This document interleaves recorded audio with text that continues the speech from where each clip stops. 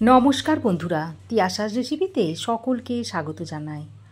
আজ আমি আপনাদের জন্য নিয়ে এসেছি এক দারুণ মুখরোচক ও চটপটা ধনেপাতার পকোড়ার রেসিপি। আপনারা তো ধনেপাতার চাটনি, ধনেপাতার চপ কিংবা ধনেপাতা দিয়ে আরও বিভিন্ন ধরনের রেসিপি তৈরি করে খেয়েছেন। তো এইভাবে আমার মনে হয় আপনারা ধনেপাতা দিয়ে পকোড়াটা বানিয়ে খাননি। তো আমার মতো করে এইভাবে একবার ধনেপাতা দিয়ে পকোড়া বানিয়ে খান, আশা করছি আপনাদের খেতে ভালো লাগবে। তো আসুন আর দেরি না করে ডিম দিয়ে ধনেপাতার এই পকোড়া আমি কিভাবে বানাই সেটা দেখে নেওয়া যাক। ধনেপাতার পকোড়া বানানোর জন্য এখানে আমি 1 আঁটি ধনেপাতা নিয়েছি। ধনেপাতাটা ভালো করে ধুয়ে পরিষ্কার করে নিয়েছি। ধনেপাতার গোড়ার অংশটা বাদ দিয়ে দিয়েছি। এখন আমি এটাকে একটু ছোট ছোট করে কেটে নিচ্ছি।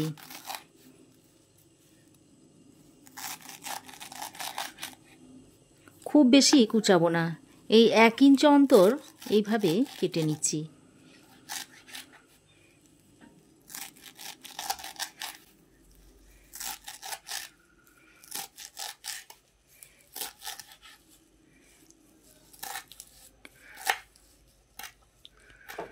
দেখুন, সমস্ত ধনেপাতা আমি কেটে নিয়েছি।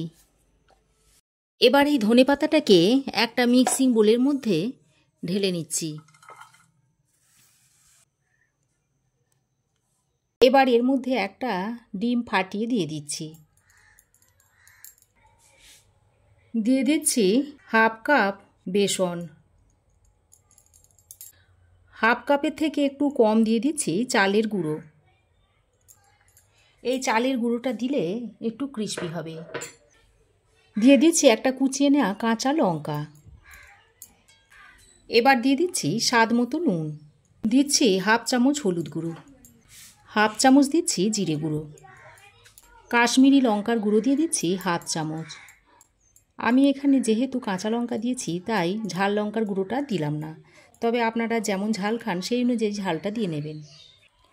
এবার আমি অল্প পরিমাণে একটু গরম মশলার গুঁড়ো দিয়ে দিচ্ছি। তারপর সব কিছু একসঙ্গে ভালো করে মেখে নিচ্ছি। তবে খুব চেপে চেপে মাখবেন না, খুব চেপে চেপে মাখলে ধনেপাতাটা খুব নরম হয়ে যাবে আর তখন ধনেপাতার ফ্লেভারটা ভালোভাবে পাবেন না। আমি যে পরিমাণে ধনেপাতা নিয়েছি তাতে আমার একটা ডিমেতেই হয়ে গেছে। তবে আপনারা যদি একটু বেশি করে করতে চান তাহলে ধনেপাতাও যেমন বাড়িয়ে দেবেন তেমনি তার সঙ্গে ডিমটাকেও বাড়িয়ে দেবেন। দেখুন, ভালোভাবে মাখিয়ে নেওয়ার পর দেখুন এরকম পকোড়ার শেপ দেওয়া যাচ্ছে। আমি এরকম চ্যাপ্টা আকারে পকোড়াগুলো তৈরি করে নেব। দেখুন, এরকম পকোড়ার শেপ দেওয়া যাচ্ছে, তার মানে মিশ্রণটা আমার তৈরি হয়ে গেছে। এবার আমি হাতটা একটু ভালো করে ধুয়ে নিয়েছি। তারপর মিশ্রণের মধ্যে থেকে অল্প অল্প নিয়ে এরকম চ্যাপ্টা আকারে পকোড়ার শেপগুলো দিয়ে নিচ্ছি। দিয়ে একটা প্লেটে রেখে দিচ্ছি। এইভাবে সমস্ত পকোড়ার শেপগুলো আমি দিয়ে নিচ্ছি।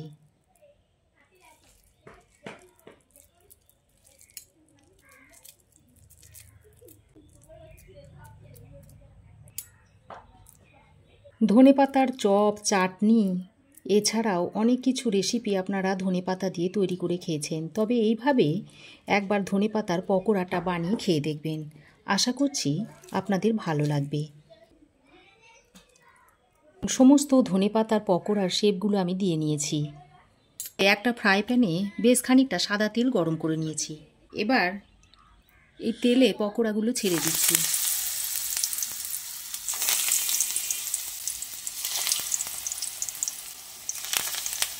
এবার গ্যাসের ফ্লেমটা লোতে করে পকোড়াগুলোকে এইভাবে উল্টে পাল্টে ভেজে নিতে হবে। বেশ খানিকক্ষণ সময় ধরে পকোড়াগুলোকে ভেজে নেবেন। হাই হিটে পকোড়াগুলো ভাজতে যাবেন না। হাই হিটে পকোড়াগুলো ভাজলে তাড়াতাড়ি উপর থেকে রং ধরে যাবে আর ভিতরটা কাঁচা থেকে যাবে। আর যে কোনো রেস্টুরেন্টে দেখবেন পকোড়াগুলো বেশ খানিকক্ষণ হাতে সময় ধরে ভেজে নেওয়া হয়, তাই তাদের পকোড়াগুলো খেতে সুন্দর হয়। হাতে বেশ খানিক সময় নিয়ে আর গ্যাসের ফ্লেমটাকে মিডিয়াম টু লোতে করে পকোড়াগুলোকে ভালো করে লালচে করে ভেজে নেবেন।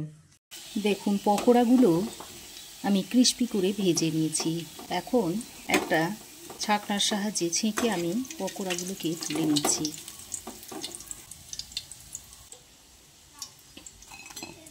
পকোড়াগুলোকে ভেজে আমি একটা প্লেটে তুলে নিচ্ছি। এই পকোড়াগুলো ওই একইভাবে ভেজে নেব।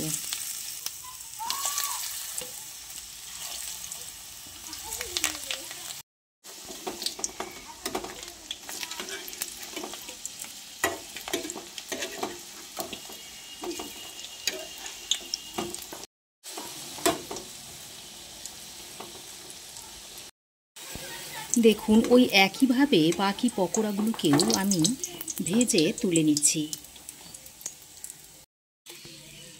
দেখুন সমস্ত পকোড়া আমি ভেজে তুলে নিয়েছি। এখন আমি একটা প্লেটে আপনাদের সার্ভ করে দেখাচ্ছি। আর এটা আমি টমেটো সসের সঙ্গে সার্ভ করছি। এর মধ্যে থেকে একটা পকোড়া আপনাদের ভেঙে দেখাচ্ছি। দেখুন দেখুন ভিতরটাও কত সুন্দর হয়েছে। তো বন্ধুরা, আমার এই আজকের ডিম দিয়ে ধনেপাতার রেসিপি আপনাদের কেমন লাগলো অবশ্যই কমেন্ট করে জানাবেন। ভালো লাগলে একটা লাইক ও শেয়ার করবেন। পাশে থাকা বেল আইকনটা অবশ্যই প্রেস করবেন। আর আমার চ্যানেলে নতুন বন্ধু হয়ে থাকলে প্লিজ চ্যানেলটা সাবস্ক্রাইব করার অনুরোধ রইল।